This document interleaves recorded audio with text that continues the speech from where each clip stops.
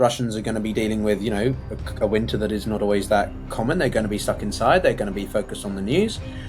You've mentioned that, largely there are 1,000 or slash people signing up per day, it seems. But what about the economy? Why has the sanctions not worked? Or, I always thought that the Russian economy would be more resilient. Can we still see those cracks happening? Or is it the Western narrative is still just trying to lead you to a false hope? Where do you see this going over the winter? Yeah, well, let's just start with sanctions. It was a massive, I think, disservice to everybody, the way that they were so ridiculously overhyped at the beginning. We literally had people saying that this would bring the Russian economy to its knees in a matter of weeks. And that was just phenomenally stupid. Sanctions have never managed to make a dramatic change in policy in and of themselves, except when the mismatch. This is the Global Gambit. Is omnipresent, I think, in the world of geopolitical risk and affairs at the moment. It's, I think, impossible to really go a day without seeing in the news a new development about what's not just happening, obviously, in Ukraine, but in Russia itself. And I think I Google or hashtag Putin when I'm preparing a YouTube video more than anything else these days.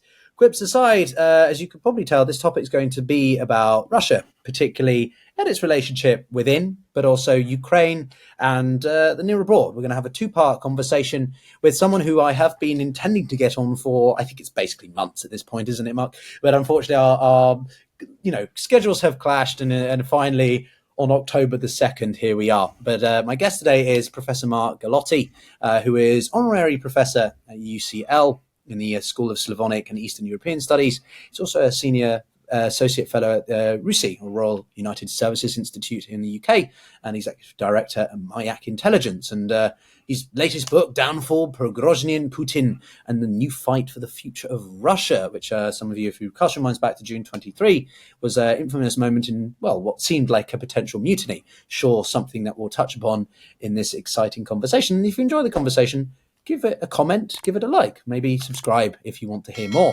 or challenge what Mark or myself say. But Mark, lovely to have you on. I don't know, what's on your mind first and foremost as we try to take stock of what's happening in the Middle East? Attention seems to have kind of forgotten about Russia at the moment, or not in your mind. Yes, well, and I should add, actually, I'm delighted that the stars aligned so that we can finally have this conversation. Yeah, at the moment, you're absolutely right. It's hard to sort of tear one's eyes away from these unfolding horrors in the Middle East. But I think when it comes to looking at Russia, in some ways, what really struck me was on Monday, 30th of September, we had Reunification Day, this entirely artificial holiday that was created by Putin to celebrate the annexation of 4 Ukrainian regions that the Russian troops didn't control then and still don't fully control now.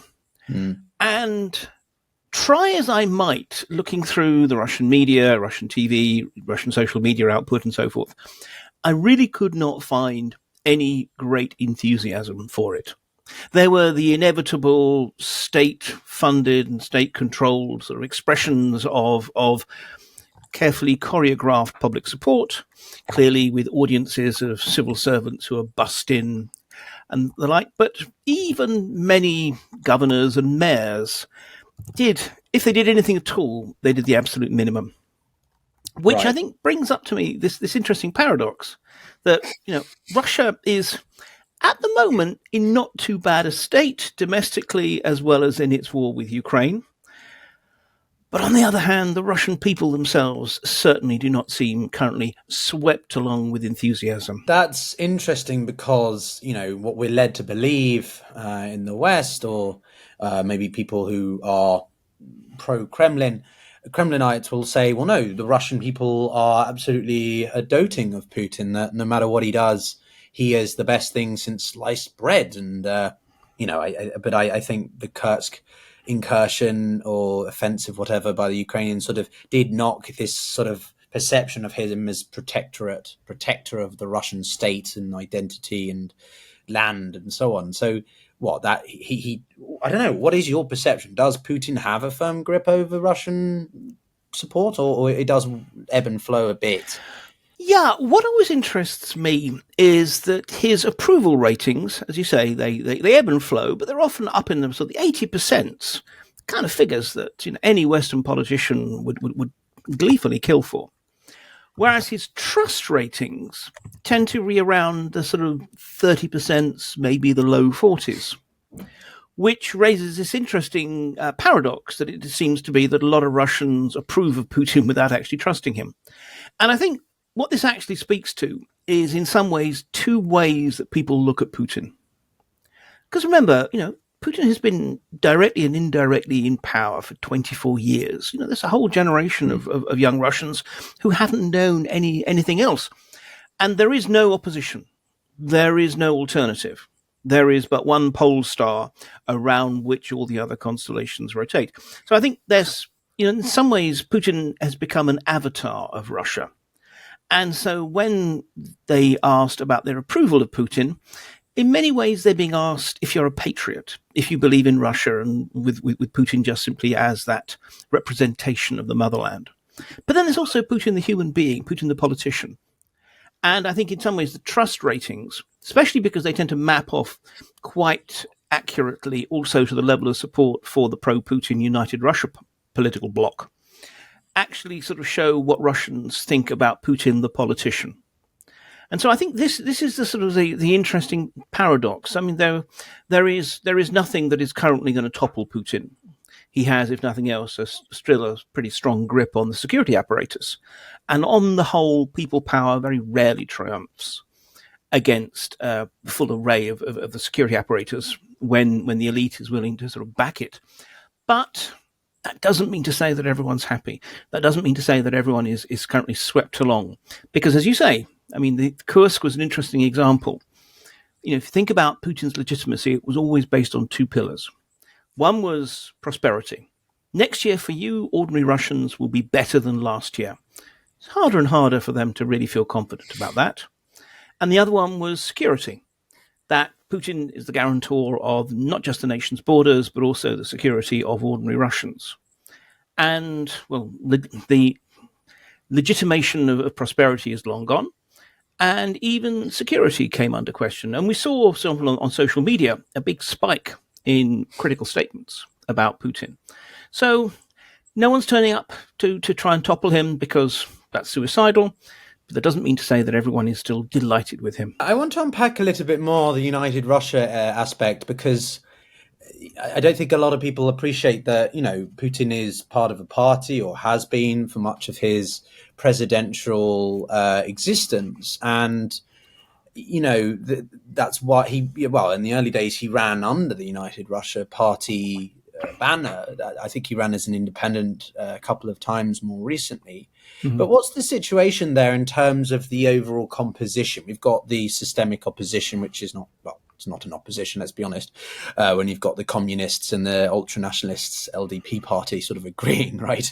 How's that political environment look in the recent months, or say much of this year? Or is it not really worth even bothering considering, given that it is Putin and Russians, Putin's Russia? Yeah, I think, sort of inclining towards the latter, though, of course. Being an academic, I will never pass up the opportunity to talk about something. I think what we got is a situation in which a political system, which was actually originally quite a clever dramaturgia, quite a clever theatrical attempt to mimic a real democratic system while keeping it all carefully managed, has become increasingly threadbare. It's like that show that was quite good, but by season 8, all the old showrunners have gone, all the best actors have gone, they've used all their storylines half a dozen times, and it's really not particularly compelling. I think that's pretty much where we are now. Yes, they still have the opposition parties. They're still trying to play with other ones. They sort of create new ones, like the New People Party, which kind of stood for technology and wow and the youth. And that's about it. But nonetheless, they still try to create these fake opposition parties, to create the facsimile of politics. But it's really working that much less. And to be honest, Putin is relying on it that much less. I think that he himself is increasingly sort of embracing the essentially autocratic nature of the political system.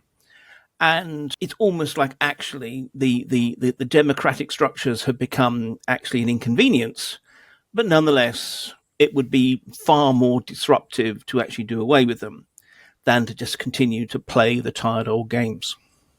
Yeah, I think he is the quintessential strongman and has been a inspiration, let's put it bluntly, for people like Erdogan, but equally some people like, some people who are anti the Netanyahu government at the moment.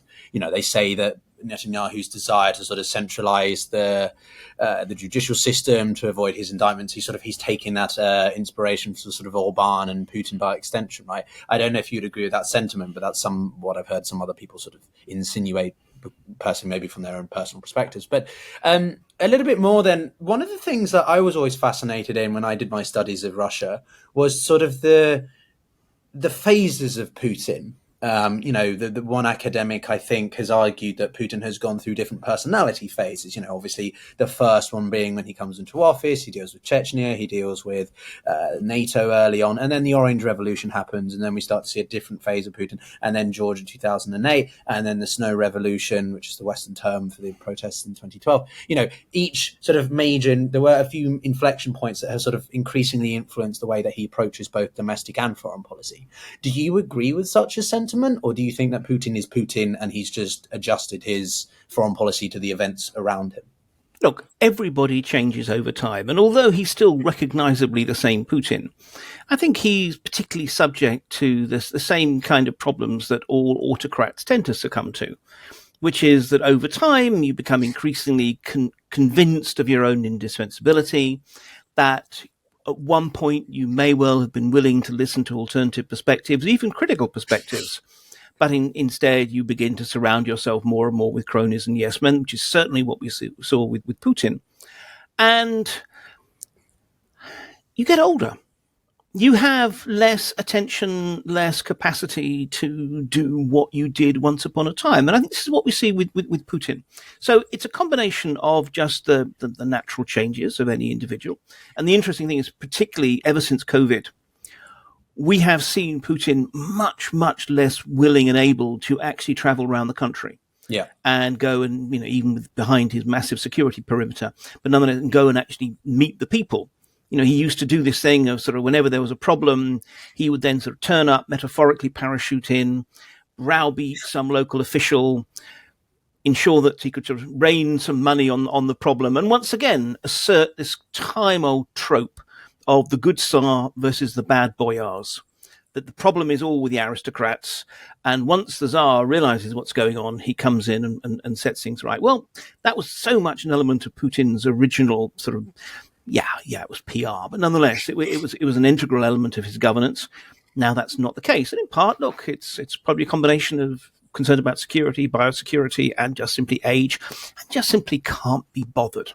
So he changes, but on the other hand, of course, he changes under the pressure of other various influences. I mean, he came into power with a genuine belief, it seemed, that Russia could reach some kind of modus vivendi with the West that actually allowed Russia to assert its status, as he regarded it, of being a great power. And he very quickly became disillusioned simply because he didn't really understand us. This is a man who, after all, has no real experience in the West or dealing with the West. And he decided that, in fact, the West was essentially, its interests were antithetical to Russia's. And over time, that changed to its interests were actually hostile to Russia's. Mm. And I think that although one can play all sorts of different sort of judgment points, for me, the key one was precisely, you mentioned the Snow Revolution, the Bolotnaya protests of 2011, 2012, which he clearly did not or was not willing to see as the natural, organic response of particularly a rising metropolitan middle class who felt that they deserved to have a say, and who were angry when basically the presidency just seemed to be a trinket that could be passed back and forth between Putin and his chosen placeholder, Dmitry Medvedev.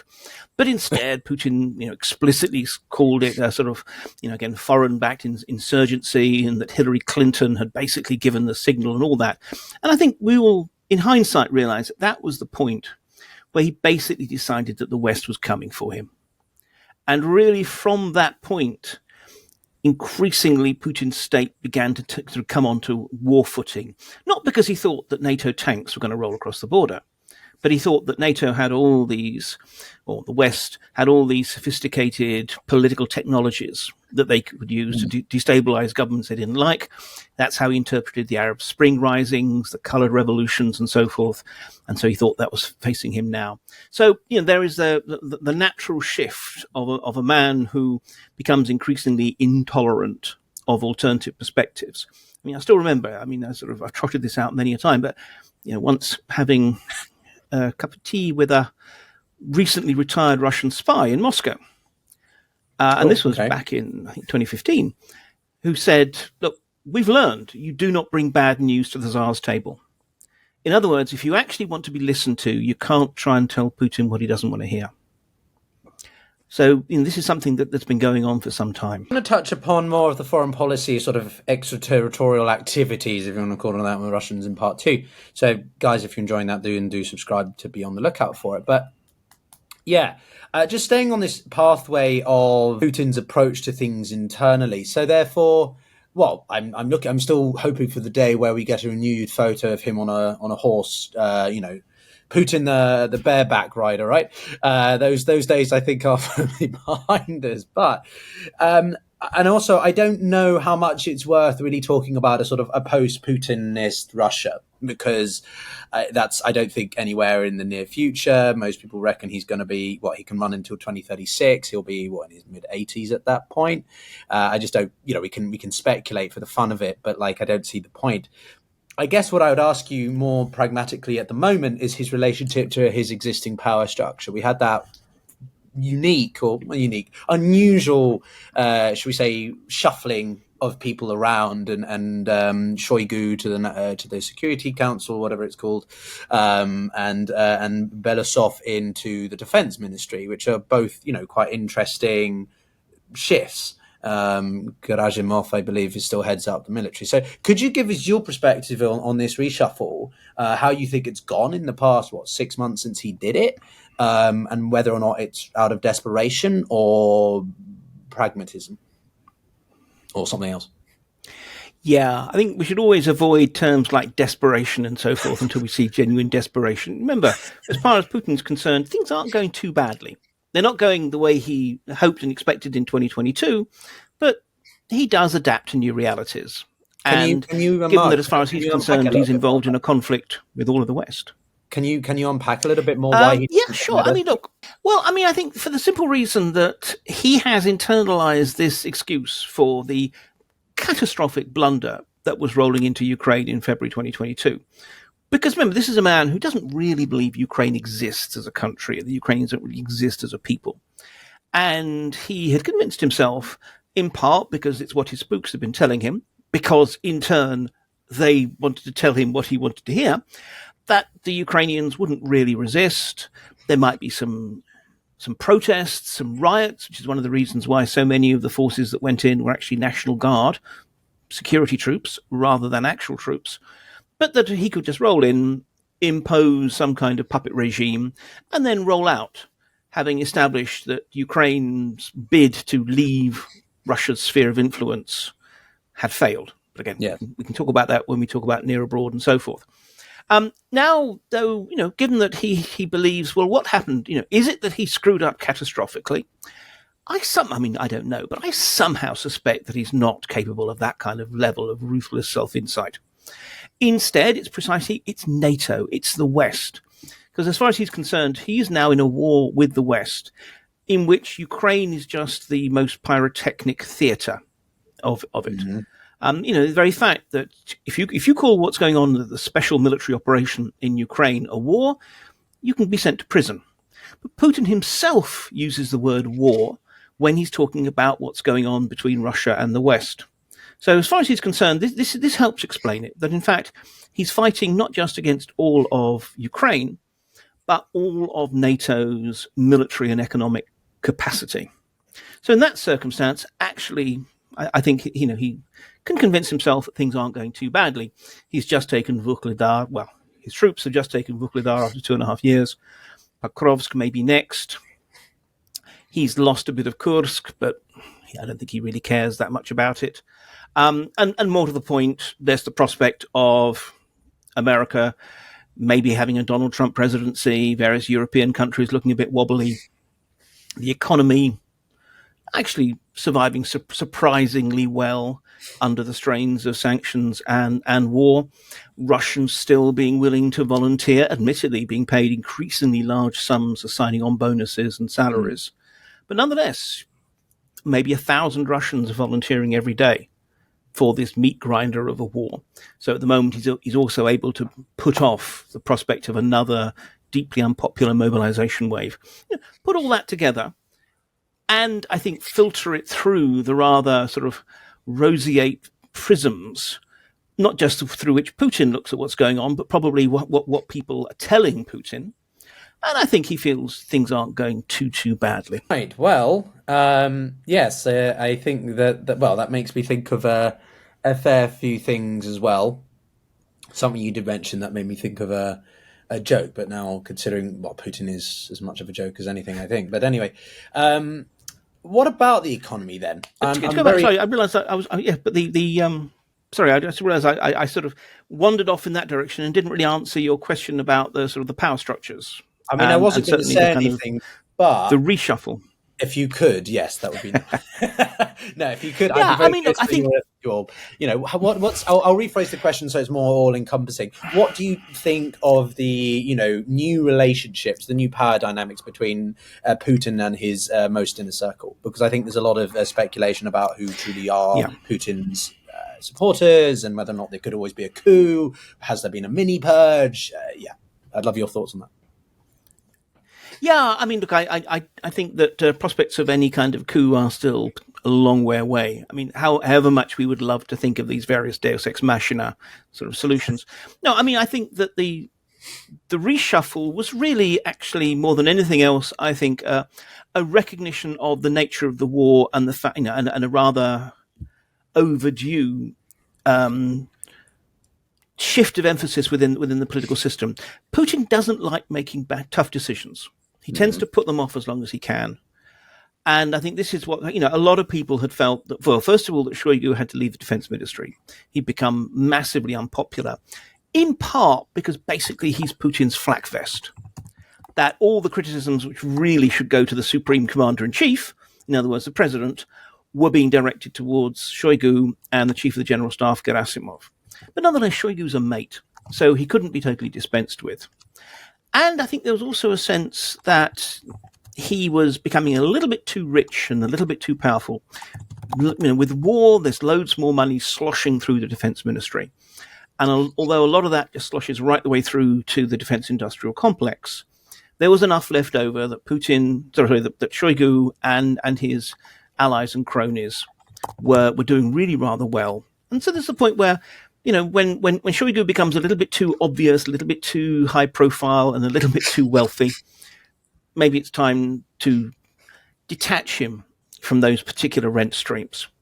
But at the same time, there was a sense that the previous Secretary of the Security Council, Nikolai Patrushev, a guy who has always freaked me out. I mean, I've described him in my podcast as the most dangerous man in Russia. Not least because, I mean, this is a man who has two key sort of, characteristics. He is at once, sufficiently hawkish to make Putin look something of a liberal moderate at times, but also actually smart and hardworking. He's not someone who's just simply interested in seeing how much money he can skim off the system. This is a man who believes all the most extreme conspiracy theories about the West. It's a man who genuinely has recounted this story about a long-term Western conspiracy to partition Russia, which originated with a psychic who claimed to have read former US Secretary of State Madeleine Albright's dreams, and from that divined this plot. And Patrushev had, by virtue of the fact that these are not jobs that exist within the Russian system, essentially become Putin's national security advisor, de facto, and his director of national intelligence. Now, that's always incredibly dangerous because in some ways, the job of a national security advisor is to be the person who can call bullshit when what you're getting from your spooks is questionable.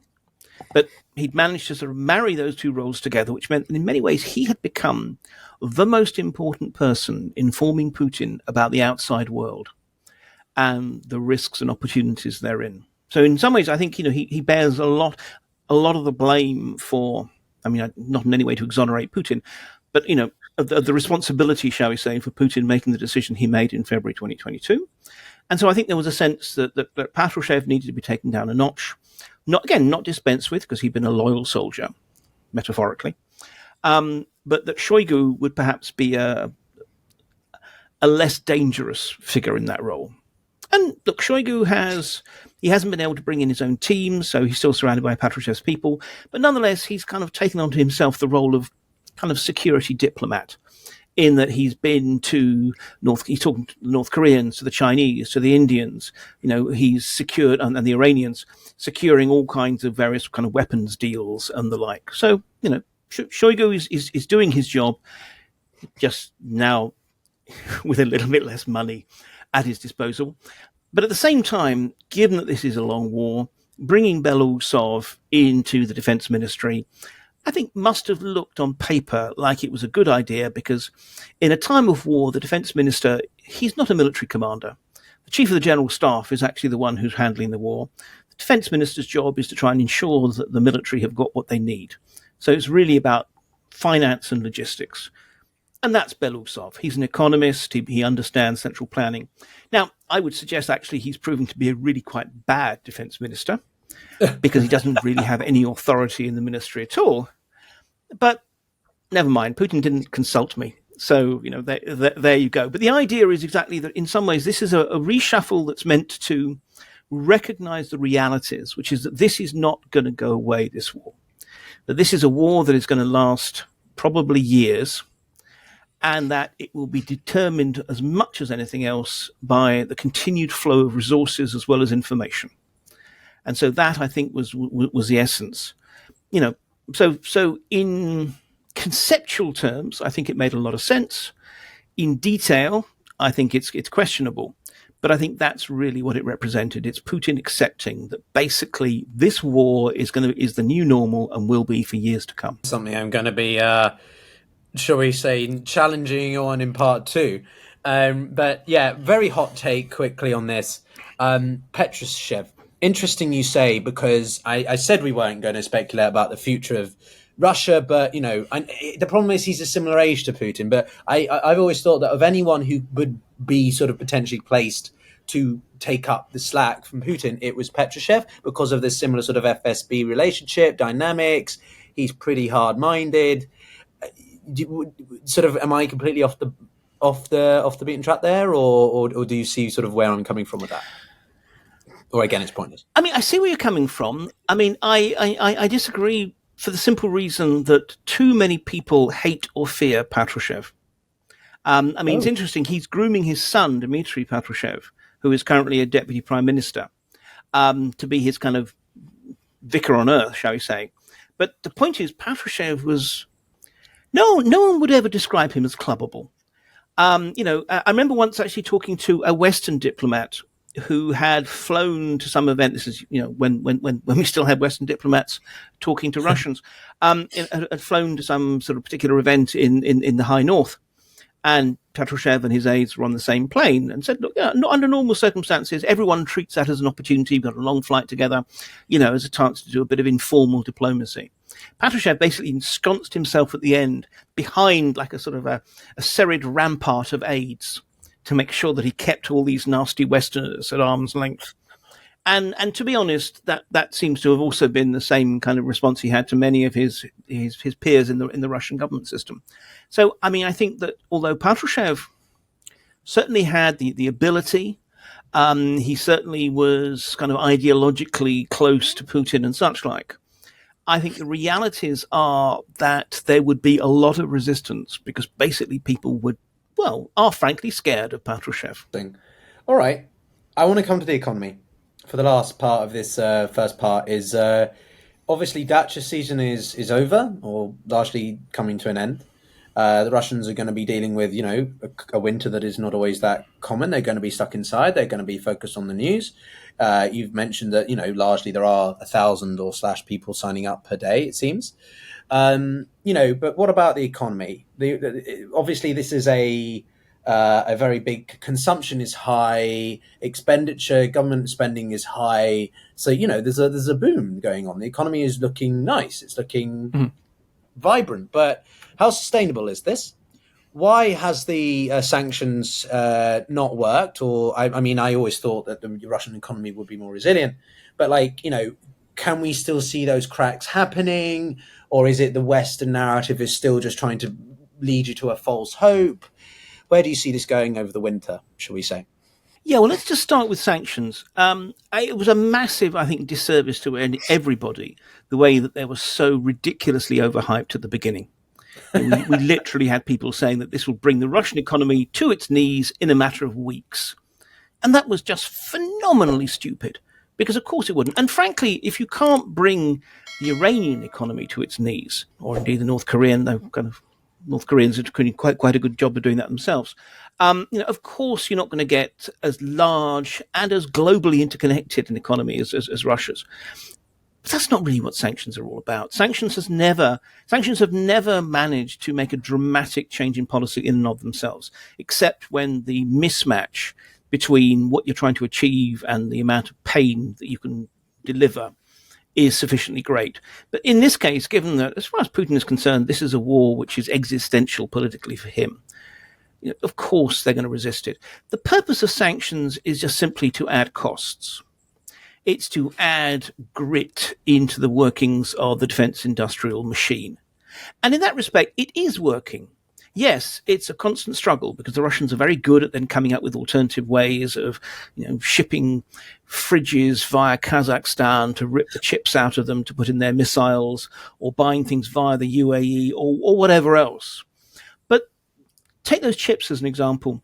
The defense industrial complex can still get the microchips it needs for the missiles and drones, but it's basically paying 2 to 3 times as much for them. Precisely because they can't just simply buy a batch in bulk. They're having to use all sorts of third-party grey market routes and such like. So it inflicts costs, and we have to acknowledge that's basically what sanctions are going to do. We had this, I say we, the West generally had this exaggerated notion of the degree to which it controlled the markets. Well, in fact, most countries in the world actually will look at their own self-interest first, rather than sacrificing it in the name of damaging Russia. And in terms of the overall economy, it's an interesting case study in actually how, no matter how stupid your government can be, if you have smart people actually at the executive level running it, then they can manage to mitigate a lot of, if not all of the effects of your stupid leadership. And this is very much what I see and feel at the moment. And indeed, although I've lost a lot of my contacts in Russia for evident reasons, nonetheless, ones I talk to who are within the government structures, they wouldn't necessarily frame it in these terms, but it's very much that they do what they can do despite rather than thanks to the Kremlin. But the point is, if we look at managing the economy, we have very smart people like Elvira Nabiulina, the chair of the central bank. But also there's a lot of other people just generally through the structures, who are doing a good job.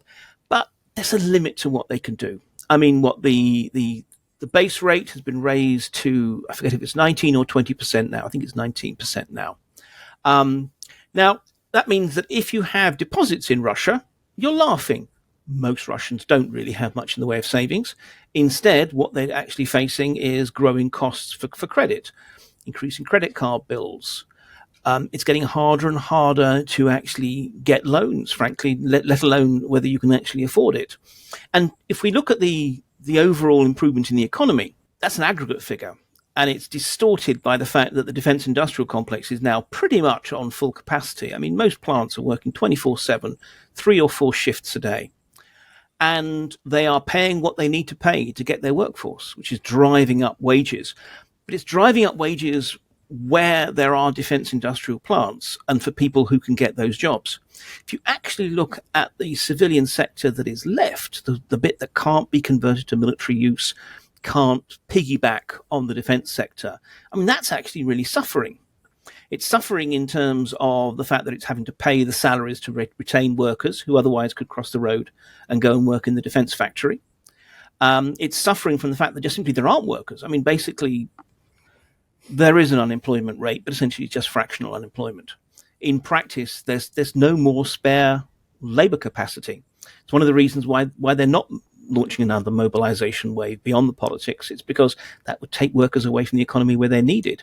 The police are between a third and a quarter understaffed at the moment. Again, for this reason, that they just can't attract people. So, actually one has to acknowledge that there are very real pressures. And Putin himself, I mean, he's been quite explicit by saying, we will not repeat the errors of the Soviet Union. In other words, focusing entirely on guns rather than butter. And so far, at least to a degree, he's managing to retain that balance. He can't do it forever. I mean, economists who know vastly more about this sort of thing than me reckon that there's up to 2 years that the Russian system can kind of operate on this kind of basis before some very, very tough decisions have to be made about that guns versus butter balance. Right. And for a lot of Russians, as I say, even now, things aren't looking that great. We'll be back, guys. It's part 1. See you in part 2.